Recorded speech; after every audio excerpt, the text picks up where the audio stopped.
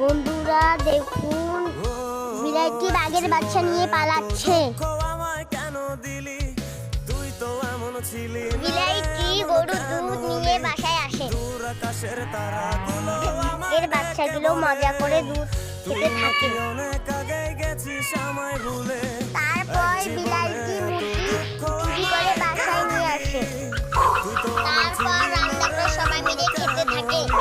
বিড়ালটি মুরগি চুরি করার জন্য দোলন শুরু করলো পশু পাখিগুলো।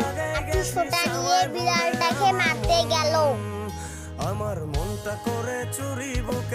পশু পাখিগুলোকে আক্রমণ করতে গেল।